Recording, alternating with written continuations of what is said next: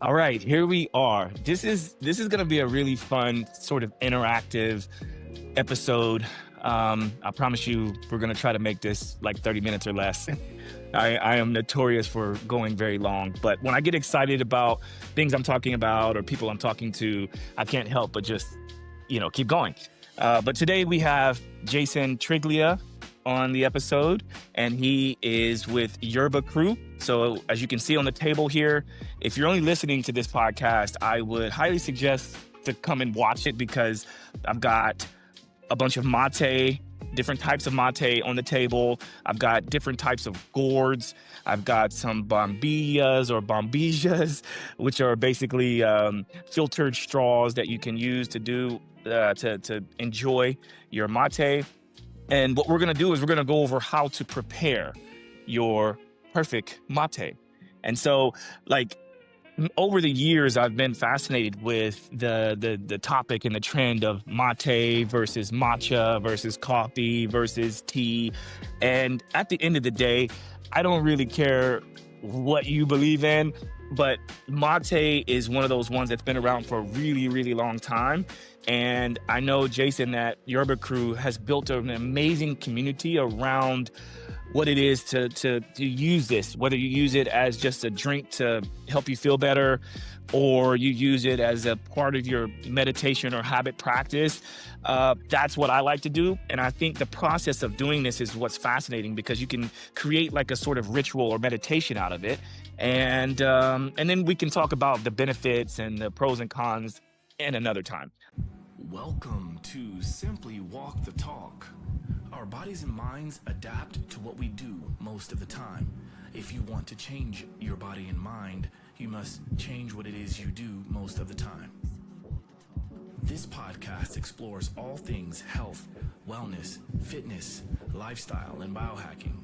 Stay tuned as we explore various thoughts, methods, and experiences from a multitude of conversations between our interesting guests and experts through many fields of work.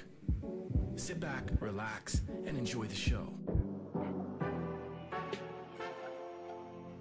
Simply walk the talk.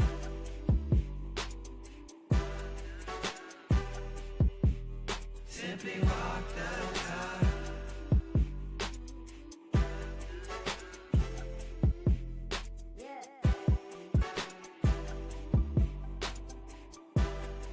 But for now, I wanted to I did open the box to put the things here on the table, but I wanted to leave the rest to you, Jason. So welcome to the show. Thank you. I appreciate it and really happy to connect with you too. And I think you encompass it very well as far as how you just explained it of, the health benefits, but then there's also like a really cultural side of it, also a community side of it too. So like all these things converge to give you that overall holistic benefit of yerba mate.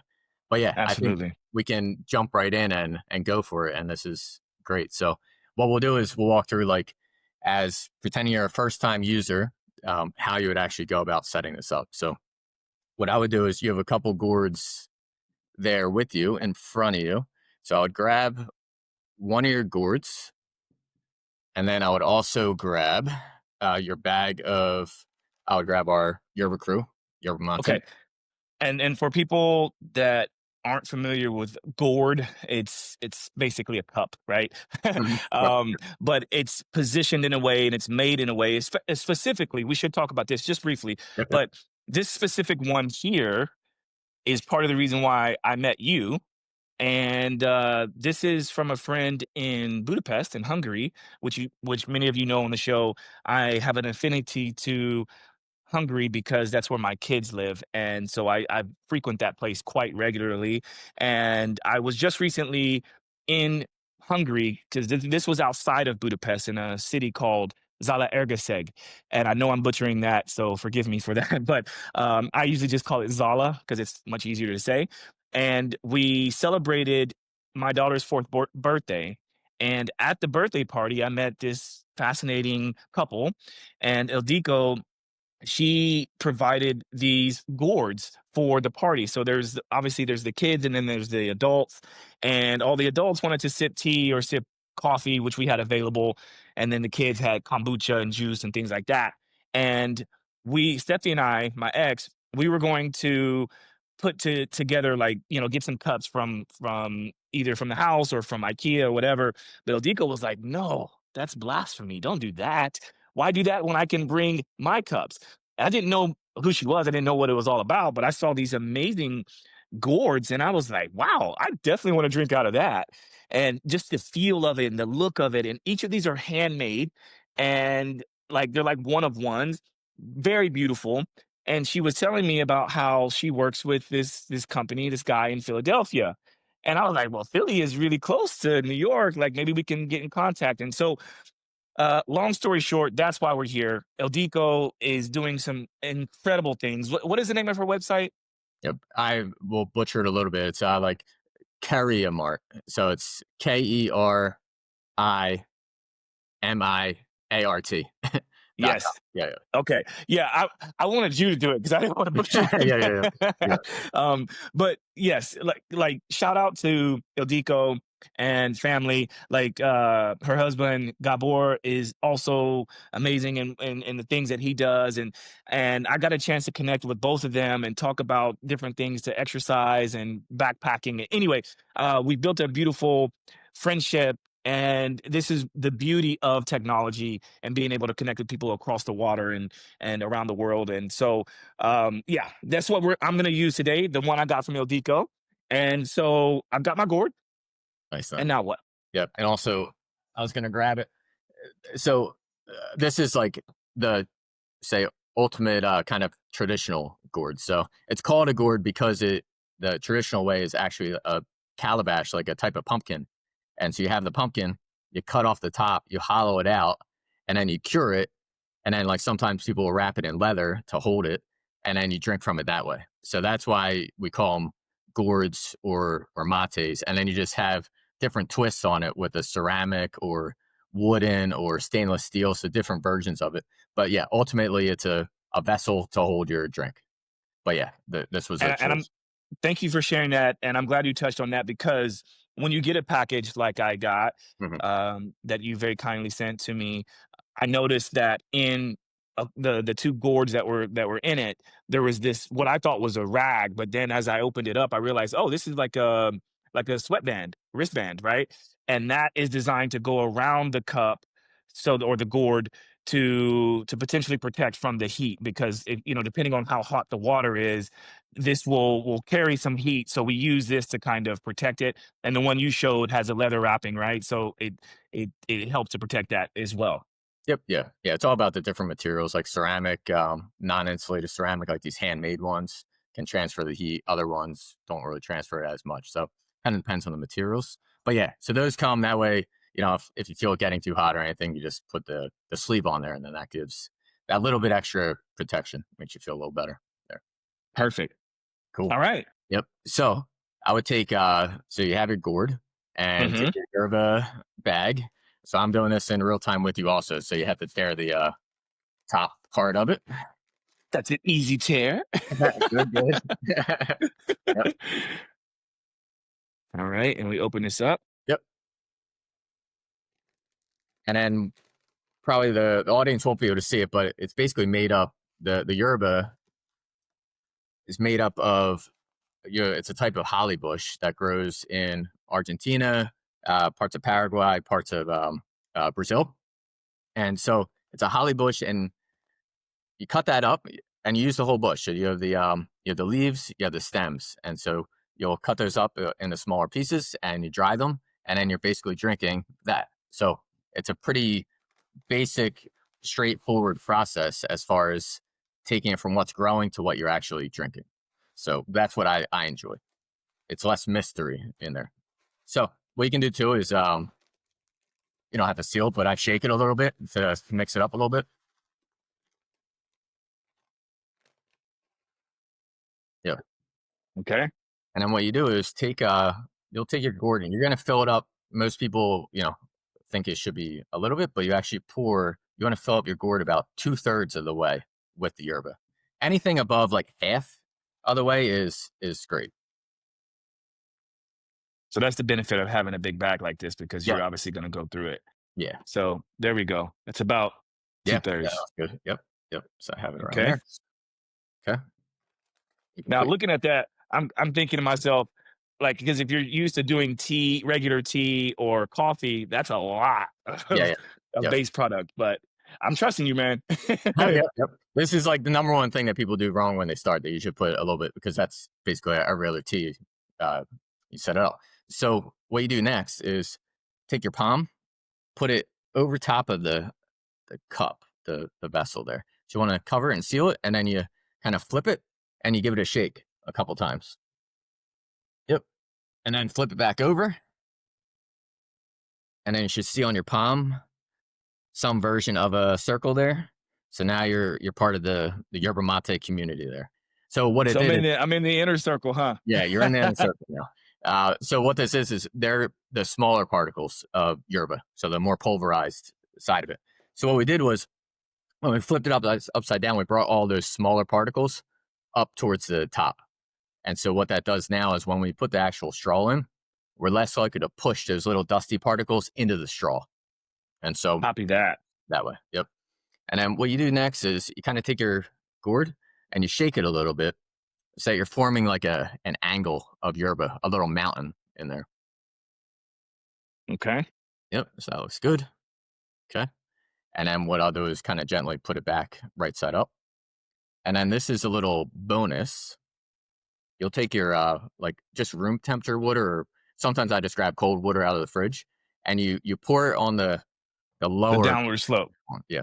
And I guarantee I'll spill some of it. You'll probably spill Yeah. some, but Yeah, exactly. small part of Oh, it. good. Okay, here we go. Yep. And how much are we pouring? So you pour about like an ounce or two. So kind of like say a shot's Whatever worth. whatever that means. Yeah, yeah, yeah. So you can Okay. watch me in So real time. Got it. okay. Yep. Yeah, got it. Yep, that's good. And I did spill some, but that's okay. Yep. It's all part of it. So it settled So down. what you want to do is now you could probably put it on your table. And what I'll do is I'll put a bombilla on the table like this. And then I just set the gourd on it at an angle. And then And have it, and okay, it's got it. basically sitting there. And it's the actual yerba is now coagulating with itself and the water is helping it set so that it'll form that little bottom part of the mountain. And this is the next step of making sure that when you put the bombilla in, it's not going to shove the smaller particles in, because now those smaller particles are all connected down there. So you Okay. can leave that there for uh, I do it for like 30 seconds, because whenever we talk about like the perfect mate routine, it's it's always subjective based on who's doing it, who they learned from, everything like that. For me, or like how much time they have in the morning. For me, most of the time, it's like I wake up, it's just zombie into the kitchen. I've set the hot water. I prep this at the same time, and then when the hot water is done heating up, this is already prepped, and then I come back to it and I can start drinking it. And so I'm pretty quick with like just getting it done. You have the other people that are more like the say like the coffee connoisseurs, where everything's a perfect temp, perfect, whatever. You have that in the mate world too, where people will That's how love I am with my it. coffee. Yeah. Yeah. So it's like you can decide where you want to land in the mate world. And if you want to go deep into things, yeah, you can get like really cool angles on the mate, play around with it, get perfect temperatures. But from my side, Nice. I usually am a quick quick mover with it. So I let it sit for about 30 seconds. It's probably what we were probably hit a minute already. So you're good now. So now you just take your gourd and you want to get your bombilla. So like you alluded to earlier, it's basically a reusable straw that has a built-in strainer on it. So you have all these little pores at the bottom. And so that's what allows us to drink this as a loose leaf tea without sucking up all the leaves in there. So what you want to do is just grab your bombilla. All right. And so like the little concave piece along the inner lining of the gourd on the lower half. Yep. And then you just slide it down. So sometimes I wiggle it a little bit, and you want that filter to hit kind of the bottom of the gourd. And then you can wiggle a little bit more to shift it. So the filter will end up right in the bottom center, and you end up with like yeah, and you could even do it a little more where you end up with a a bit more of an angle. Again, these are like little tiny intricacies. Some people will just throw the yerba in, throw the bombilla in, and start drinking it. But Now I I find got it. this helps the most for me. Yeah, perfect. Yep. So now you're ready to drink. So you should have a thermos. Thermos. Yep. I do. I've got a So nice this one here, and then yep. I've got the temperature right about you hear that pop. I have it at about 180. Okay. Yep. Yep.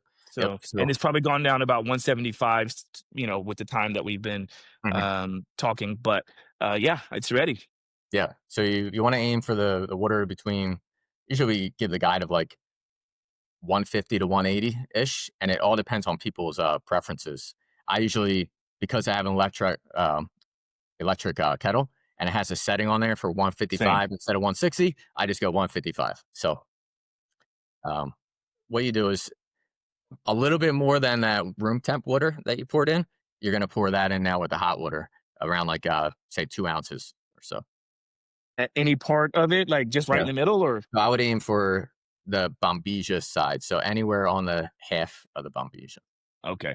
I'm gonna turn this around and do it I that can way explain kind of the strategy for that too. So yeah, you're gonna pour in.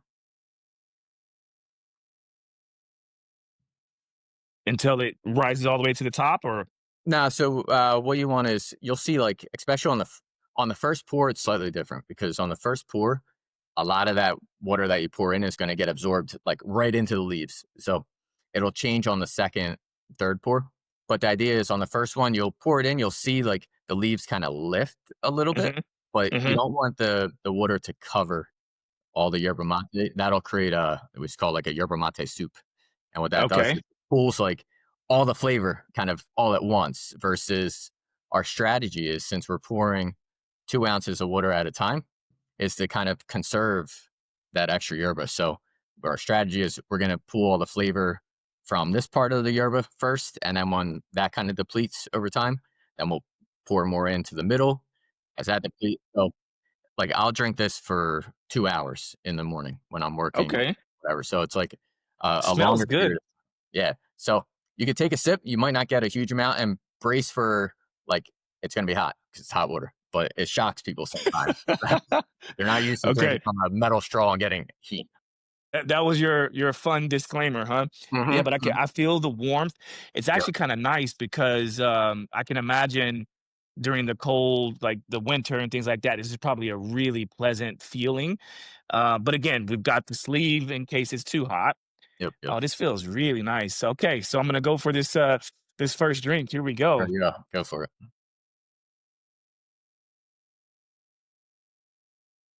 Oh, that's nice. It I mean, I know this is very obvious, but it tastes like it smells. And so I think if you're someone that is very in touch with your senses, which I am, I kind of knew that this would taste the way it smelled, and I'm happy that it tastes amazing. Like this is really, really nice. I can imagine just sipping on it, you know? Yeah. Yeah. It's a nice earthy flavor to it. And Yeah, then for sure. there's a full range of different types of yerba mate styles depending on where they're grown and like how they're taken care of. So for this one, this is grown um, more in fields, and so you'll get more sun exposure. So it ends up creating like a lighter flavor versus some other yerba is grown more in the shade, and so that'll hold way more of the strength, and so that'll have a stronger kick to it. So you'll have these different ranges based on how they're grown, how long they're aged, whether or not smoke is applied to them. But yeah, this is like I really love this kind. It's more smooth, subtle with it. So if you could hear that, I just slurped the last of it. Hmm. Yep, that's part of the strategy too. Each time, because traditionally you would have one person, say me, it would be like the sabador, so the leader of the group. So you have like six of your friends sitting around in a circle. You have one person that's responsible for setting it up and for filling it up with water. And then, so I would fill it up, I would hand it to you, and then you would take it, you would drink it until you hear that empty sound, and then you hand it back to me. and then I would pour more in. So I can do that And now. yep, and then I would hand it to the next person in the group. So you have one person that's kind of leading that, and then no one else is allowed to mess with it. They just have to drink it. But in case when you're drinking by yourself, yep, you're doing all the pouring, all the drinking yourself. So the second one, you should get a little bit more liquid coming through because less is being absorbed. Yeah, you'll get that nice flavor to it. And then again, do you kind of after you do your pour, is it kind of do you wait a little bit or do you kind of just go? I mean, obviously depending upon how hot the water is, but is the idea for it to brew? It's almost real time brewing because it's actually Okay. instead of like a tea, it's an infusion. And so as soon as that's flowing through, it's basically pulling that flavor straight out. So you can pretty much immediately drink from it after you're pouring it. And you have some of the leftover water from the times before that are like kind of pulling more of the flavor also. So what you'll do is you basically continue doing this. What I noticed was someone asked me, they said, like, how frequently are you drinking or are you pouring the water in after that first pour and how many times are you drinking it? And I always would say, oh, it's about every 10 minutes. But then I actually did a little study on myself where I just noted every time I would pour it, like as I was doing work. And I noticed it was within the first 10 minutes, maybe you're pouring it like 4 or 5 times, doing that initial couple setups, couple pours. And then after that 10, 15 minutes, that's when you start to feel like the benefits of it coming through of like this calmer focus. And it has some of the similar ingredients to like dark chocolate that are known for like that kind of euphoric effect. And it's like this little happy feeling. And they the combination of like the amino acids, antioxidants, and the caffeine that's in mate create like this unique property that people just call it matein. So it's a made up word, but representing mate, caffeine. And like that's the magic that when you are drinking it, you feel that nice little focus. And then all of a sudden, so what I was saying about the first 10, 15 minutes, that's when it starts to kick in for me. And then I get focused in whatever I'm doing.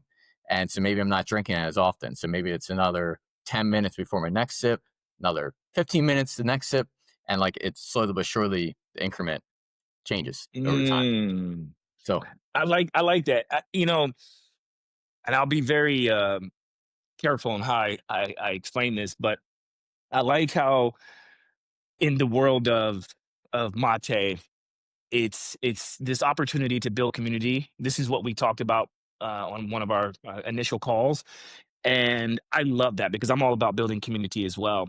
And I love that kind of within the community there's all these points of which if you know you know, right? So like the matein like you just mentioned, and I know there's other infusions and versions, and one of the things that I want to explore, and I know we talked about this, and because this is my show I can talk about whatever I want, right?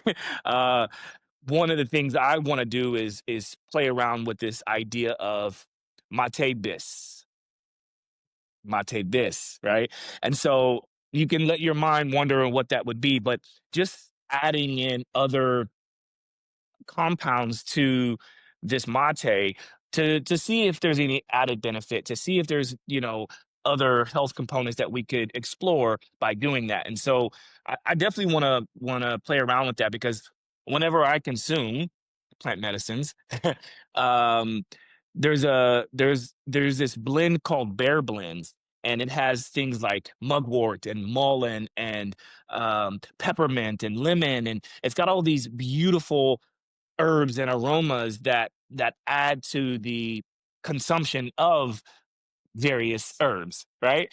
And so I was just thinking to myself, like, oh, what would that be like? Because I was reading up on what is yerba mate and what is mate, and it's kind of like coffee, kind of like cannabis, kind of like many things out there, chocolate. It depends on where it's from, how it was grown, how it was cured, how it was sourced, how it was packaged, how it was delivered, and all of that makes up something different, completely different. Then you pair that with the lifestyle of the person that is consuming, right? If you're using it to check out, then that's probably very effective at it. If you're using it to check in, to maybe meditate, to get into a deeper understanding of yourself, then you could probably do that. So I think it's, everyone has a different way about going about it, but I wanted to touch on that because I love that we can kind of make it our own depending on how we want to use it. Yeah, yeah, and also, especially also the routine side, and then what I was explaining about this, like, macchiato of someone setting it up, handing it to someone, like, they have similar crossovers, I think, and I didn't really understand that until people told me, like, when I was explaining the mate, they're like, "Oh, that's very similar to the bis part of it." I was like, "Oh, Uh-huh. yeah, yeah, yep." It's Um, true. It's true, right? Like, you know, I let's just talk about it. Like I never got into consuming when I was in high school and college.